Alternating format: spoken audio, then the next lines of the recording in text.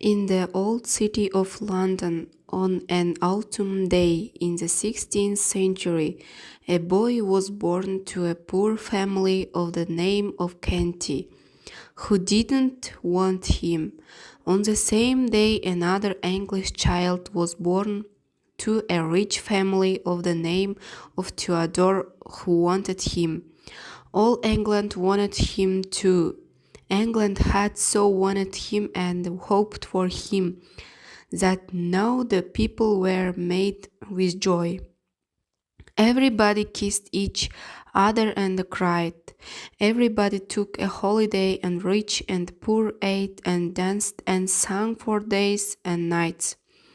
There was no talk in all England but of the new baby Edward Theodore, Prince of Wales, but there was no talk about the other baby, Tom Kenty, except among the family of paupers whom he had only brought more trouble. London was an old and great town. The streets were narrow and dirty, especially in the part where Tom Kenty lived, which was not far from London Bridge. The houses were of wood, with the second story projecting over the first and the third projecting over the second. The higher the houses grew, the broader they were. The windows were small and they opened outward like doors. The house in which Tom's father lived was in a dirty little place called Offal Court, near Pudding Lane. It was packed full of poor families. Kenty's family had a room on the third floor.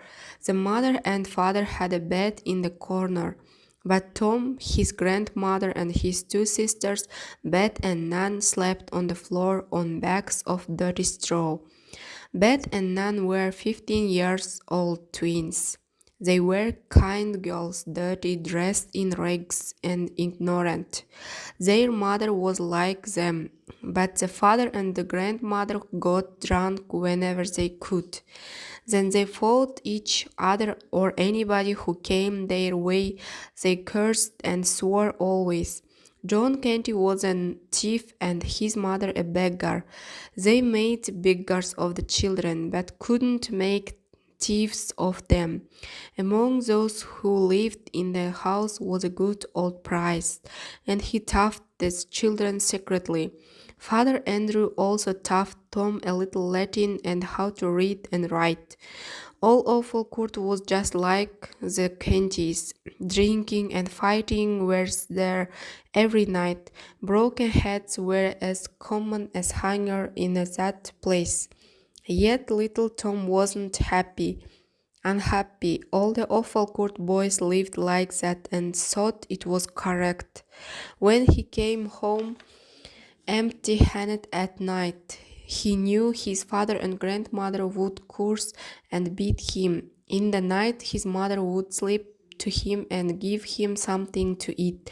So Tom's life went along quite well. By day he begged, and by night he listened to Father Andrew's tales and legends about giants and fairies and kind kings and princes.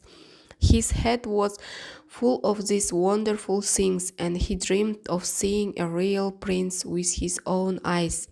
He often read the priest's old books, and his dreams and reading worked some changes in him by and by.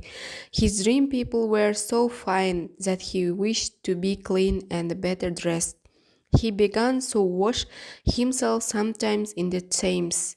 By and by, Tom's reading and dreaming about Princess life had such a strong effect on him that he began to act the prince unceasingly. His speech and manners became ceremonious and courtly to everybody's admiration and amusement.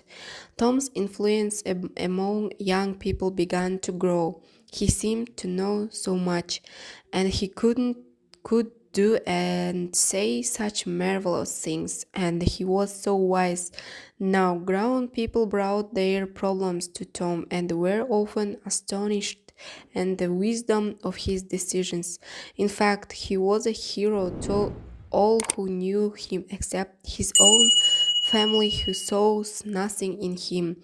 Presently, his wish to see a real prince became the only passion of his life.